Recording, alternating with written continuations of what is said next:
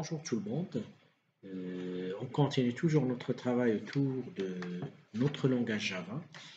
Cette séquence sera consacrée aux interfaces graphiques, ou souvent dans le jargon IT, on parle de l'UHM, interface homme-machine. Il apparaît bien que la plupart des applications actuelles disposent donc d'une interface qui donne à l'utilisateur la possibilité d'être en interactivité avec votre système. Avec la saisie des valeurs, avec le choix dans une liste déroulante, dans un combo box, avec des événements en cliquant sur du bouton, sur des listes, etc. L'objectif de cette séquence, c'est vous montrer la contribution Java vis-à-vis les interfaces graphiques en général. On va commencer par quelques concepts de base. Je vais vous montrer les bibliothèques disponibles en Java pour développer votre interface graphique. On va parler de la notion des fenêtres, des composants, des événements et comme toujours, on va mettre en pratique tous ces concepts qu'on va vous exposer durant cette séquence. Alors, comme je vous ai dit tout à l'heure, souvent, la plupart des applications actuelles, ils se basent sur l'aspect, si vous voulez, visuel ou bien graphique.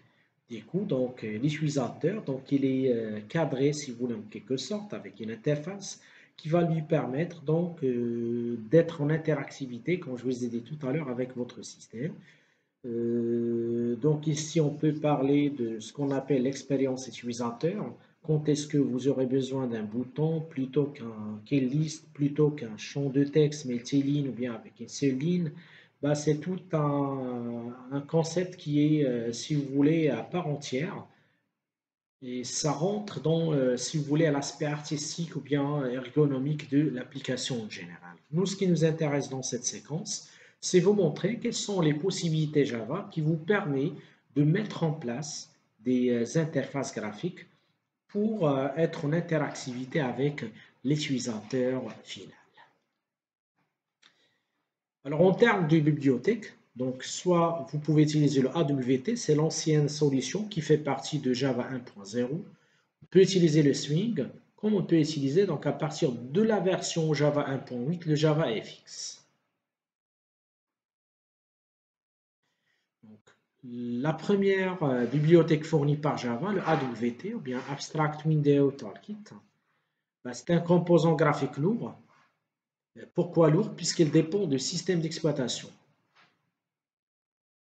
La première contribution Java concernant les interfaces graphiques, pour créer une interface graphique, il vous propose des conteneurs, des composants. Ces différents composants ce sont des composants qui sont lourds, qui dépendent du système d'exploitation, c'est lui qui va les gérer.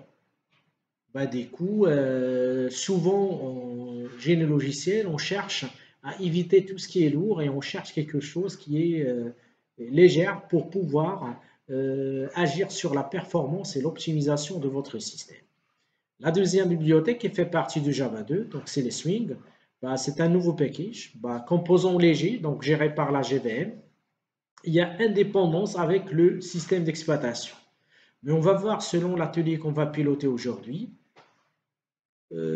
Pour créer une interface graphique, j'aurai besoin d'un conteneur, c'est comme la feuille sur laquelle vous allez dessiner. Vous aurez besoin des composants, ce sont les différents composants de votre feuille, et vous aurez besoin de savoir la disposition, dans quelles zones de votre écran vous allez mettre les champs de texte, les boutons, etc. Et vous aurez besoin de gestion des événements. Alors, tout ce qui est composant, tout ce qui est conteneur, il est confié à Swing, sachant qu'il représente des solutions légères par rapport à AWT. Tout ce qui concerne les layouts ou bien les dispositions des éléments, tout ce qui concerne les événements, il est confié à AWT. Dès qu'on va marier entre les deux pour développer l'interface du genre. La dernière bibliothèque, c'est ce qu'on appelle le JavaFX. Il a fait son apparition à partir de la version 1.8 Java en mars 2014. C'est une bibliothèque dédiée pour développer toutes sortes d'applications, à savoir les applications mobiles, les applications desktop, les applications web, etc. Dans cette séquence, je vais vous montrer un atelier autour de AWT Swing et par la suite, vous aurez d'autres ateliers, d'autres séquences sur le JavaFX. Comme je vous ai dit tout à l'heure, pour créer votre interface graphique, vous aurez besoin d'un conteneur. C'est sorte de la feuille qui va accueillir donc les composants. C'est là où vous allez dessiner les différents composants. Et c'est lui qui gère l'affichage des composants. C'est quand vous avez une feuille sur laquelle vous allez mettre en place les différents composants. Parmi les conteneurs que vous pouvez utiliser, on peut parler des frames, panels et puis window. On va voir tout de suite donc un atelier à ce niveau-là pour faire la différence entre ces différents éléments. Une fois le conteneur est identifié, deuxième étape, c'est la mise en place des composants. Bah, ça peut être des boutons, des labels, des scroll bars, des checkbox, ainsi de suite. Après avoir parlé des conteneurs et des composants, comme je vous ai dit tout à l'heure, la feuille dispose si vous voulez, d'une disposition haut, bas, milieu, à gauche, à droite, etc. Du coup, la question qui va se poser, comment gérer la disposition des composants au sein d'un conteneur, qui doit être en haut, qui doit être en bas. Normalement, si on veut faire une projection sur le web, on peut parler de footer qui représente les pieds de page, le header qui représente l'entête de page, le body qui représente le corps de la page. C'est presque le même principe, si vous voulez, en termes des interfaces graphiques en langage Java pour les applications desktop, bien sûr. Donc ça représente en quelque sorte la structure. Donc vous avez un conteneur, comme je vous ai dit tout à l'heure, ça peut être un frame, ça peut être un panel window. Votre conteneur, donc on peut lui ajouter des components, des composants, des boutons, des champs de texte, des labels. Et votre conteneur aura besoin d'un manager des layouts, un gestionnaire, si vous voulez, des dispositions, qui va donc agir sur la façon avec laquelle vous allez mettre en place les différents composants de votre interface. Alors, la première tâche qu'on va voir ensemble sur Eclipse, c'est la création d'un conteneur. Alors, à ce niveau-là, je vous demande d'ouvrir Eclipse, notre IDE sur lequel on pilote tous les ateliers jusqu'à cette séquence. Ben, on va créer un nouveau projet, type Maven Project, comme la dernière fois. Donc, je vais l'appeler, il va me demander donc les informations suivantes. Le groupe ID, je vais choisir un simple project. Il va me demander le groupe ID, donc le groupe qui est sur la tête de cette solution, bien de cette contribution. Je mets par exemple labo.IT.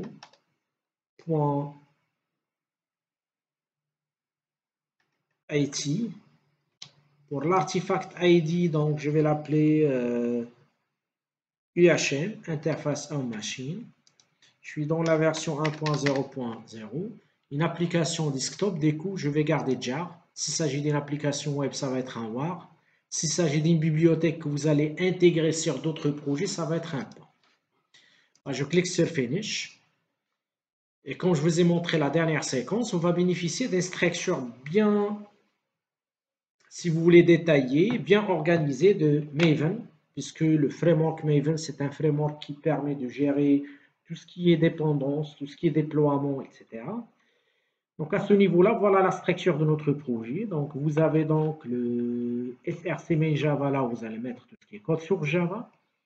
srcmain ressources là où vous allez mettre toutes les ressources et tous les fichiers de configuration. Vous avez donc d'autres dossiers dédiés pour le test. Vous avez la bibliothèque de base GRE, sinon vous pouvez ajouter vos propres bibliothèques. Vous avez Target, c'est là où le système il va mettre, c'est le fichier ou bien le dossier cible, tout ce qui est généré par, si vous voulez, Maven, tel que le point jar de l'application doit être à ce niveau-là. Et le POM XML, donc Project Object Model, c'est là où vous allez communiquer, vous allez passer les ordres à votre Maven, tel que la gestion des dépendances, déploiement, etc. Donc, on va commencer par la mise en place de la première classe. Alors, dans un package, on va l'appeler UHM, donc on va appeler ça frame1.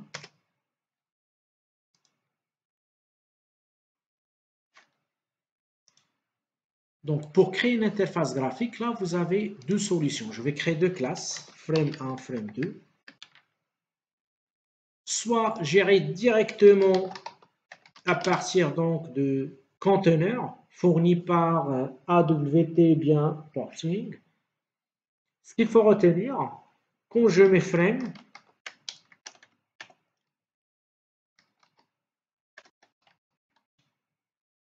là, je vous demande de remarquer qu'il va faire appel à l'ancienne bibliothèque Java AWT.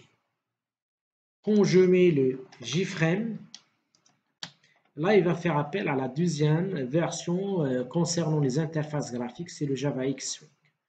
Bah, du coup, sur un code, si on se retrouve avec bouton, text field, frame, window, sans la lettre J, c'est-à-dire que vous êtes sur la bibliothèque AWT. La présence de préfixe J, donc, c'est-à-dire que vous êtes sur la bibliothèque Swing. Quand je vous ai dit tout à l'heure, pour utiliser des éléments légers, bah, vous aurez dû travailler lors de la mise en place des conteneurs et si vous voulez, des composants de Swing. Alors, j'hérite à partir du GFrame, c'est-à-dire que ma classe Frame2, c'est une classe qui porte la même casquette d'un GFrame. Du coup, au niveau de constructeur,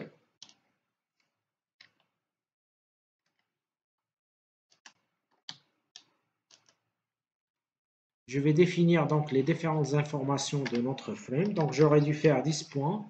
Et là, je me retrouve avec toutes les propriétés de frame. Donc, je vais définir pour le moment le size sur 400 par exemple. Et je vais donc activer la visibilité de mon frame. Donc, point set visible. Et là, je le mets à la valeur 2. J'ajoute un main. Je déclare tout simplement F2 est égal à new gframe.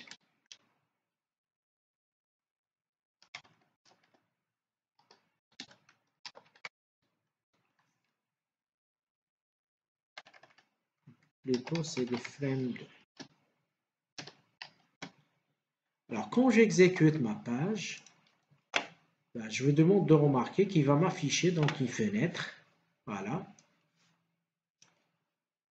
qui est sous la taille 400, largeur 400 en hauteur, avec les différents boutons réduire, agrandir et puis fermer. Alors, la première solution pour définir votre interface graphique en se basant sur Swing, automatiquement, je vous demande de remarquer la présence de l'héritage à partir de la classe GFrame. La deuxième solution, quant à lui, je ne vais pas utiliser l'héritage. Je déclare un GFrame comme un attribut de la classe. Au niveau de constructeur,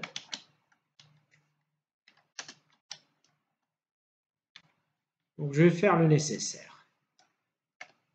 Je déclare toutes les informations concernant le GFrame. Par exemple, ici, j'aurais dû faire un frame est égal à, pardon,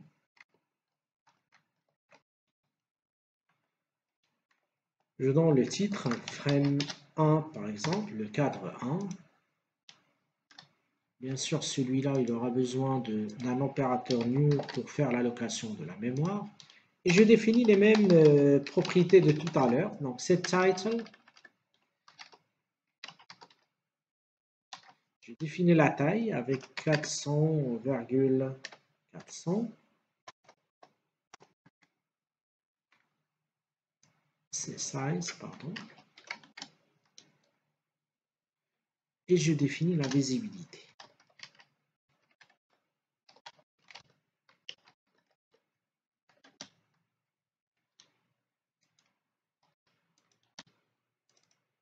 Je le mets à la valeur 2. Avec la même façon, je fais appel à un main. Et là, donc, je déclare un frame 1.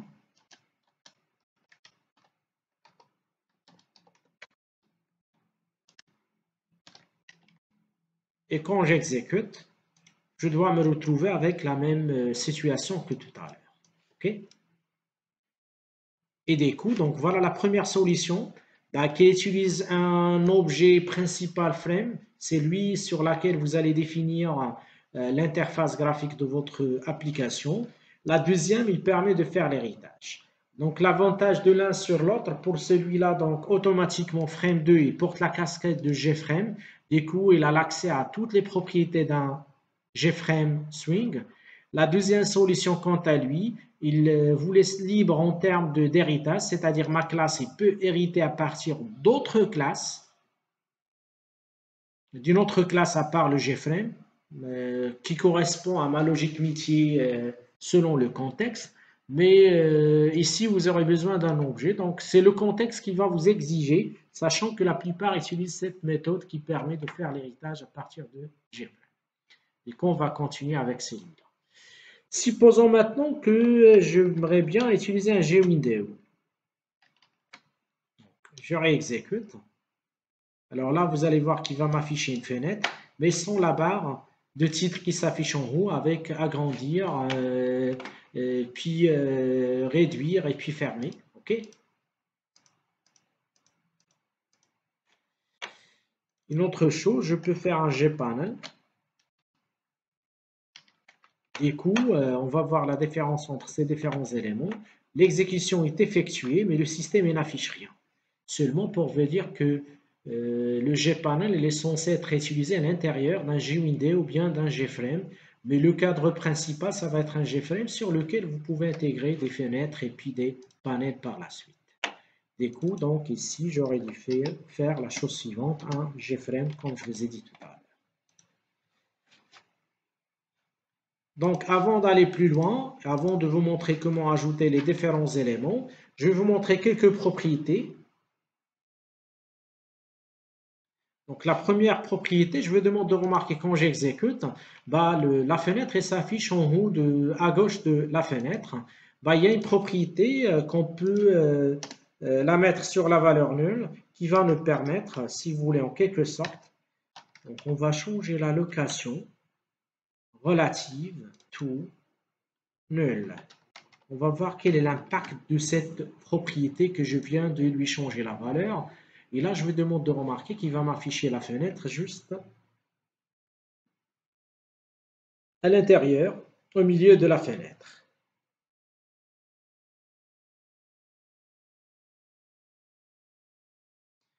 Une autre chose très importante, je vous demande de remarquer.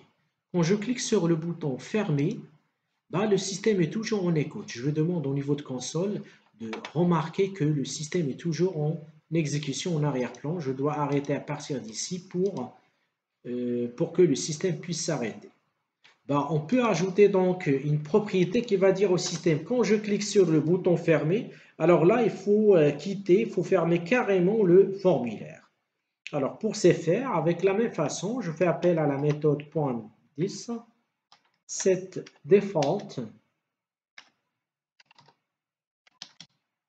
close operation, et là, je lui demande d'exécuter l'action suivante. Je fais appel à gframe.exit en close.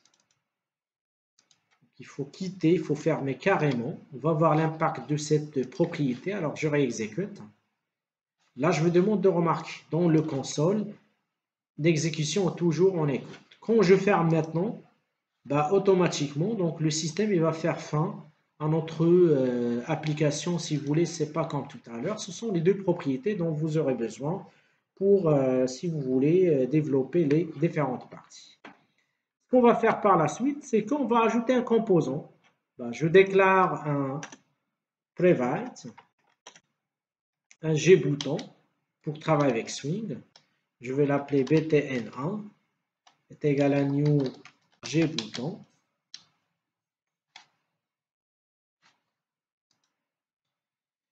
Je vais mettre le titre, par exemple, test 1. C'est l'étiquette qui sera affichée sur votre bouton. Alors maintenant, ce bouton, quand j'exécute le programme, le bouton n'est pas mis en place, puisque comme je vous ai dit tout à l'heure, le conteneur, c'est lui le support des composants. Du coup, j'aurais dû faire la chose suivante, dire au système, this.add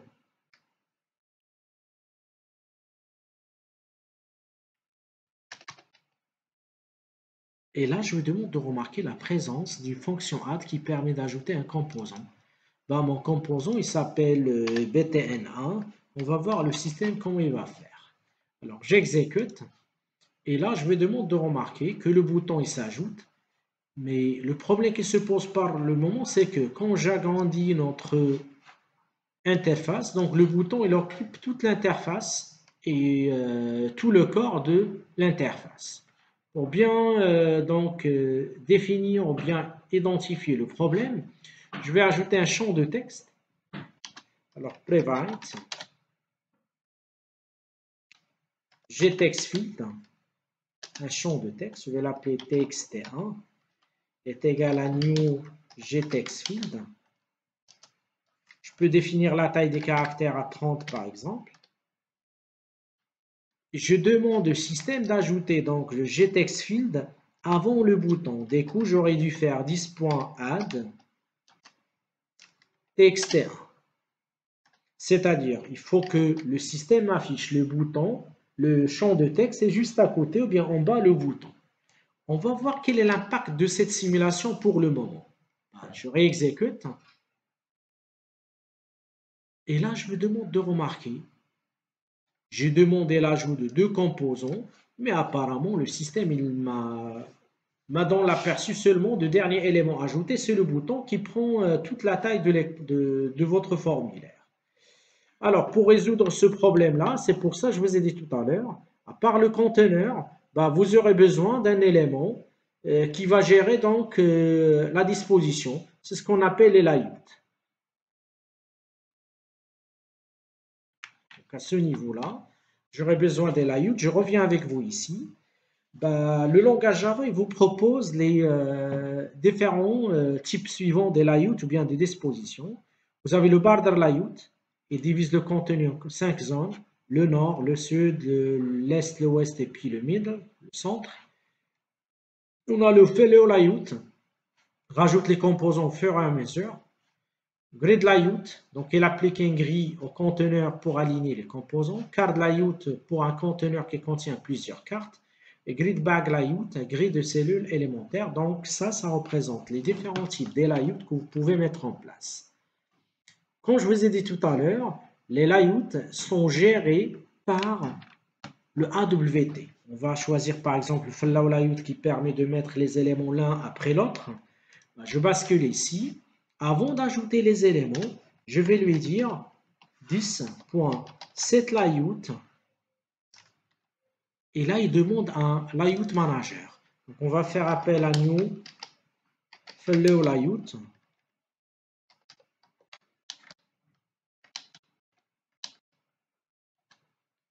Qui permet de mettre les éléments, les composants l'un après l'autre. Je réexécute. Et là, donc, je vous demande de remarquer qu'on est arrivé à afficher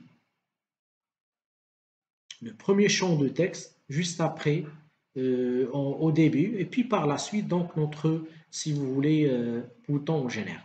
OK? Donc, suite à ça, donc, si on définit pas, donc, la disposition, on risque d'afficher le dernier composant ajouté à votre conteneur. Et c'est le cas de ce que je vous ai montré tout à l'heure. Donc, après avoir ajouté cet élément-là, je vais vous montrer maintenant comment vous pouvez ajouter des événements à votre, si vous voulez, bouton. Vous avez maintenant le conteneur, le GFrame. Vous avez deux composants qui sont ajoutés, le bouton plus le champ de texte plus le bouton, txt1 puis btn1. On aimerait bien maintenant par la suite faire la chose suivante. J'aimerais bien quand l'utilisateur saisit une valeur dans ce champ de texte, quand elle clique sur test, on lui affiche une boîte de dialogue qui contient donc ce qu'il a saisi. Alors pour ce faire, on aura besoin de parler des événements. Et je vais vous montrer tout de suite comment vous pouvez intégrer des événements dans votre, si vous voulez, programme en général.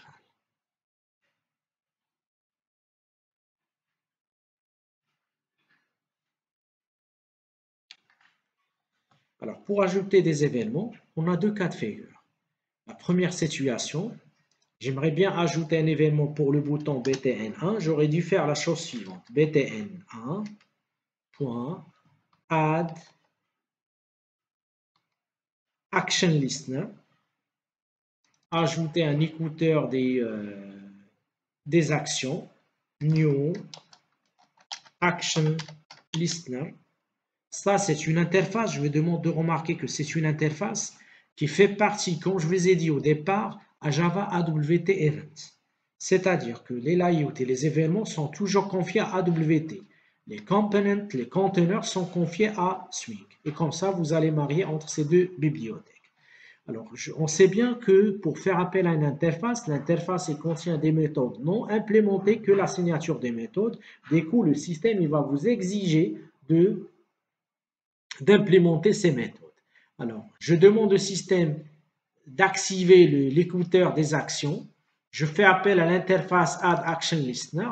Donc, automatiquement, il va me demander d'implémenter cette méthode Action Performance qui permet quel est le traitement que vous voulez exécuter lorsque vous cliquez sur ce bouton. Ici, donc, comme je vous ai dit tout à l'heure, on va sortir une boîte de dialogue avec GOptionPan qui fait appel à JavaSwing.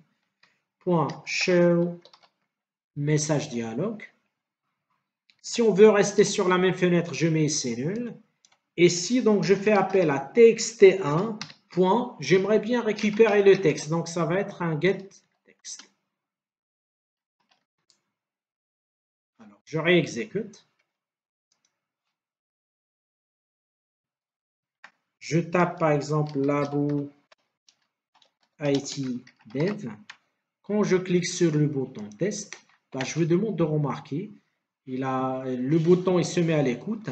Il a exécuté donc l'événement que je vous ai montré tout à l'heure. J'ai option pan. Du coup, il a récupéré. Donc, je reviens avec vous ici. Il a récupéré donc la valeur du champ de texte txt1. Il a pu l'afficher sur cette boîte de dialogue. OK? Ça représente la première méthode. C'est que vous intégrez, vous faites appel au listener en question et par la suite, il faut implémenter la méthode de l'interface en question. Je peux ajouter par exemple l'événement suivant btn.add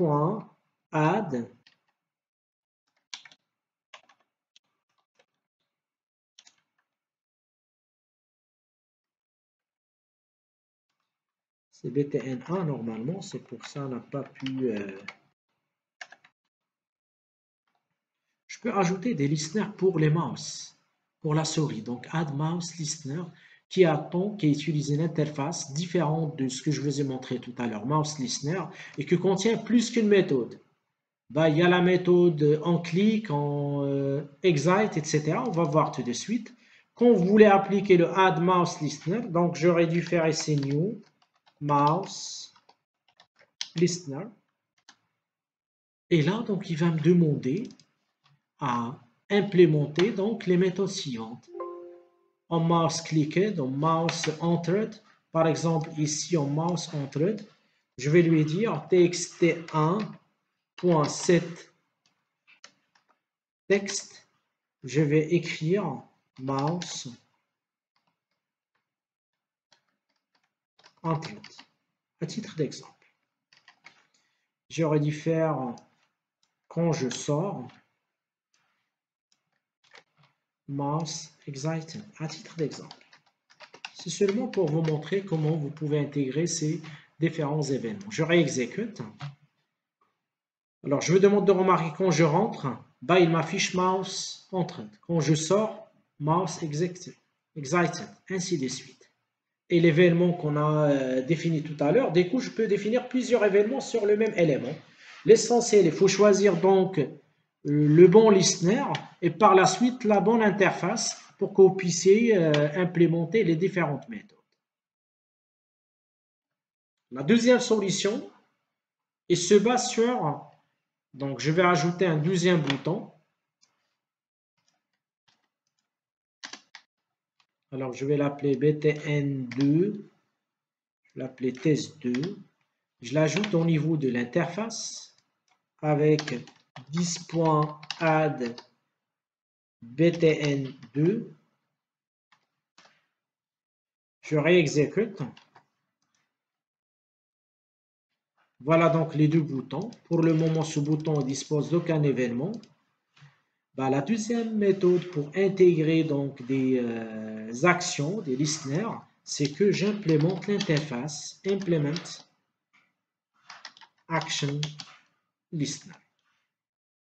Une fois que j'implémente cette interface, Java il m'exige d'implémenter sa méthode. Quand je clique sur Add and Implement Method, on va se retrouver avec la méthode suivante, qui est équivalente, si vous voulez, de la méthode que je vous ai montrée tout à l'heure. Sauf que, ici on parle en général, je ne sais pas qui a déclenché l'événement. Du coup, j'aurais besoin de faire la chose suivante. Si e.getSource, c'est comme vous aurez un emplacement central pour gérer les événements. Si celui-là est égal à btn2, voilà ce que vous allez faire. Donc, on va faire appel par exemple à getOptionPan.show message dialogue. Je reste sur le mon conteneur et là, j'affiche par exemple test événement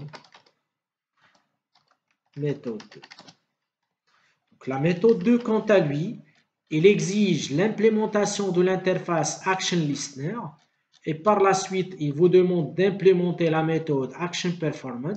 Mais là, vous êtes obligé. Donc, celui-là est général. Tout à l'heure, on a, si vous voulez, intégrer l'événement et le listener avec le bouton directement. Du coup, ici, je ne suis plus obligé de savoir quelle est la source de l'événement puisque je suis au niveau du bouton.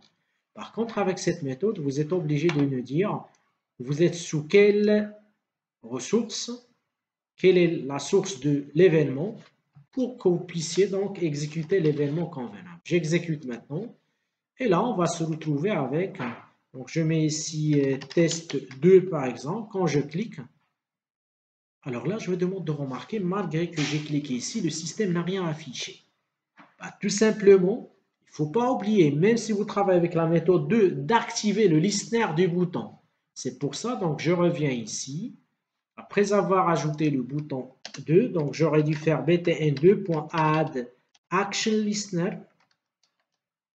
Et là, donc, je mets 10, puisqu'il est défini sur l'objet en cours. Alors, je réexécute maintenant. Je tape test par exemple. Et là, donc, automatiquement, il m'exécute l'événement en question. Et les autres événements sont toujours opérationnels. Et voilà donc les deux méthodes. Soit vous intégrez donc l'événement au niveau du bouton. Du coup, vous aurez cette écriture. Soit vous implémentez une interface qui vous exige l'implémentation de cette méthode. Et là, il faut définir, vous parlez de quelle source, quel est le composant qui a déclenché l'exception. Et par la suite, vous pouvez donc intégrer en quelque sorte l'événement convenable. Le dernier travail qu'on va effectuer, c'est qu'on va créer donc 3 champs de texte. Alors, je vais créer texte 1, texte 2 et puis texte 3 à titre d'exemple. Je mets ici pour... Voilà. Je vais appeler cette méthode somme. Je vais appeler celui-là multiplication à titre d'exemple. Donc, je vais ajouter les différents champs. Je vais ajouter même des labels. Alors, prevent, glabel, puisqu'on travaille avec Swing. Lab 1 est égal à new glabel nombre 1. J'aurais dû faire la même chose pour les autres. Puis donc j'ai label 2, label 3.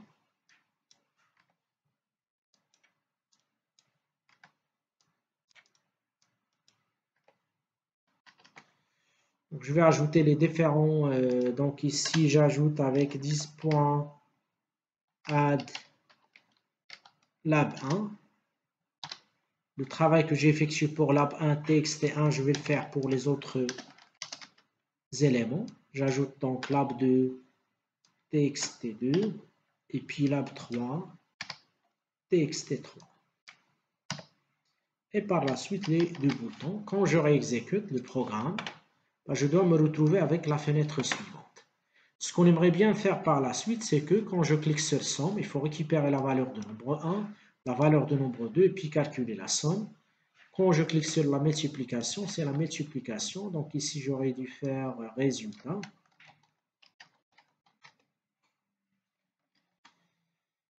Alors, j'enlève maintenant ces tests que je vous ai montrés tout à l'heure. J'en ai plus besoin de ça pour le moment. Pour le bouton 1,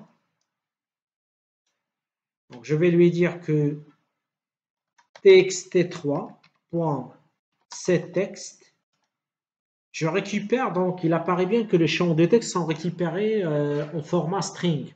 Je dois faire le cast, donc je vais le transformer en integer avec integer.parseInt txt1.getText. Cette instruction, il permet de transformer la valeur en entier plus integer.parseInt txt2.getText. Donc, il va me dire qu'en quoi il y a un problème d'incompatibilité puisque le setText est latent string et vu que j'ai utilisé integer, donc il retourne un int. Pour débloquer la situation, tout simplement, vous allez ajouter plus double quote pour que le système il va considérer que tout c'est une chaîne de caractères. Je réexécute. Donc, je donne le premier chiffre, le deuxième chiffre. Quand je clique sur la somme, donc automatiquement, il va me calculer la somme. J'aurais dû faire la même chose. Je vais copier cette instruction.